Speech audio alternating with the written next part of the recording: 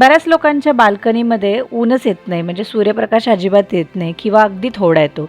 ज्यांची दक्षिणेकडची किंवा उत्तरेकडची बाल्कनी आहे, म्हणजे नॉर्थ फेसिंग किंवा साऊथ फेसिंग ज्यांची बाल्कनी आहे, त्यांच्याकडे सूर्यप्रकाश खूप कमी येतो. मग अशा लोकांना बाल्कनीमध्ये झाडच लावता येत नाही.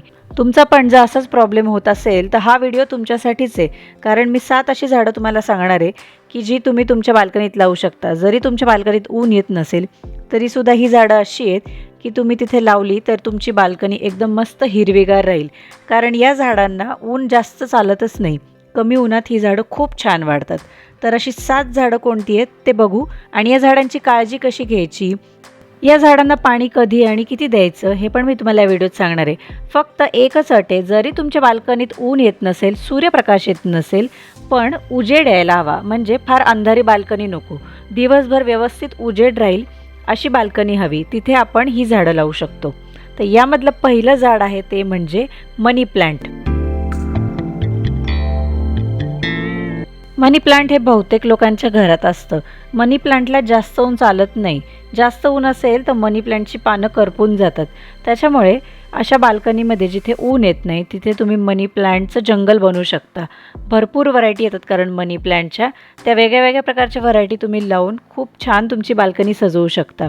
मनी प्लांटला पाणी तेव्हाच द्यायचं आहे जेव्हा त्याची माती पूर्णपणे सुकेल. त्याच्यामुळे माती एकदा चेक करायची पाणी द्यायच्या आधी. कारण एक तर या झाडांना ऊन मिळत नाही आणि सारखं सारखं पाणी जर दिलं तर याची मुळं कुजून जातील. मनी प्लांटला महिन्यातून एकदा किंवा 2 महिन्यातून एकदा खत दिलं तरी चालतं. शेणखत किंवा गांडूळ खत कोणतंही खत देऊ शकता. सारखं सारखं याला खत द्यायची गरज नसते. मनी प्लांट पाण्यातसुद्धा चांगला ग्रो होतो. त्याच्यामुळे एक डेकोरेटिव्ह प्लांट म्हणून तुम्ही तो घरातसुद्धा ठेवू शकता, ऑफिसमध्ये सुद्धा ठेवू शकता. यानंतरचं प्लांट आहे ते म्हणजे सिंगोनियम.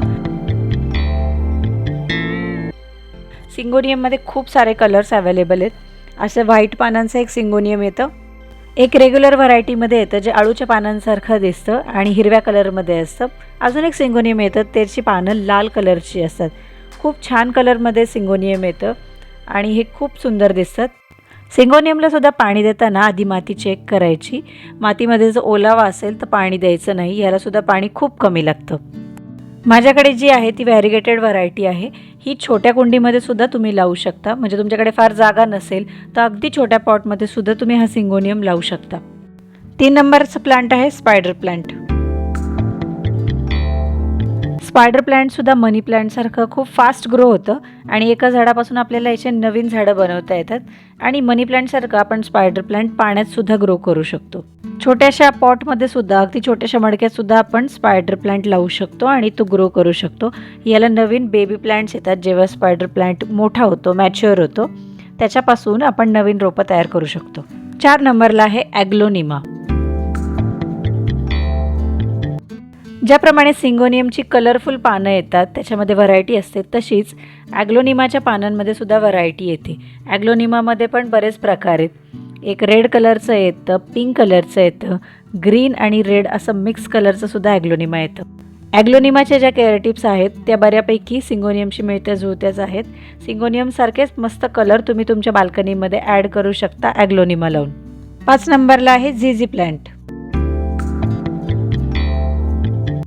झिझी प्लांट असा आहे, एकदा तुम्ही याला घरी आणा आणि विसरून जा. याला अजिबात काळजी घ्यावी लागत नाही. उलट जास्त जर तुम्ही काळजी घेतली, सारखं जर पाणी दिलं तर हे मरून जाईल. त्याच्यामुळे एकदा झिझी प्लांट तुम्ही घरी आणला की त्याला जास्त बघायचंच नाही. म्हणजे याची फार काही काळजी घ्यायची नाही. एकदा पाणी दिलं की 15-20 दिवस परत पाणीच द्यायचं नाही. हा डेकोरेटिव्ह प्लांट म्हणून पण खूप छान दिसतो. एखाद्या कॉर्नरमध्ये तुम्ही ठेवलात तर तुमच्या ऑफिसचा किंवा घराचा लुकच यांनी चेंज होतो. 6 नंबरला आहे स्नेक प्लांट. स्नेक प्लांटची जी केअर आहे ती सुद्धा झिझीसारखीच आहे. यालासुद्धा एकदा पाणी दिलं की 15-20 दिवस पाणी द्यावं लागत नाही. कमी पाण्यातच हा छान वाढतो आणि चांगला राहतो. स्नेक प्लांटच्या एका रोपापासून खूप रोपं तयार होतात. त्याच्यामुळे तुमच्याकडे एक पान जरी तुम्हाला मिळालं तरी तुम्ही त्याच्यापासून भरपूर रोपं तयार करू शकता. 6 नंबरचं प्लांट आहे पीस लिली. सावलीत सुद्धा फुलं देणारं झाड ते म्हणजे पीस लिली. तुमच्या बाल्कनीत अशी एखादी जागा असेल जिथे बऱ्यापैकी ब्राईट लाईट येतोय, म्हणजे चांगला उजेड येतोय, तिथे तुम्ही हे पीस लिलीचं रोप ठेवू शकता. याला सुंदर अशी पांढऱ्या रंगाची फुलं येतात. पीस सुद्धा माती सुकल्यावरच पाणी द्यायचं आहे आणि उजेडात ठेवलं तर खूप छान फुलं यायला येतात.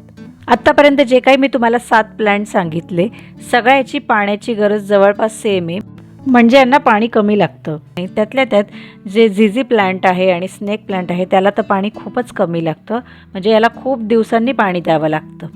आणि शिवाय सगळ्या झाडांना महिन्यातून एकदा शेणखत द्यायचं, ते पुरेसं होतं. त्यामुळे आता तुमच्या बाल्कनीत ऊन जरी नाही आलं तरी हे प्लांट्स तुम्ही लावून तुमची बाल्कनी मस्त हिरवीगार बनवू शकता आणि तुमची झाडं लावण्याची आवड जोपासू शकता. तुमच्याकडे पण अशी कोणती जागा आहे का जिथे ऊन येत नाही आणि तुम्ही तिथेही झाडं लावली आहेत का, हे नक्की सांगा. हा व्हिडिओ मी इथेच संपवते. धन्यवाद.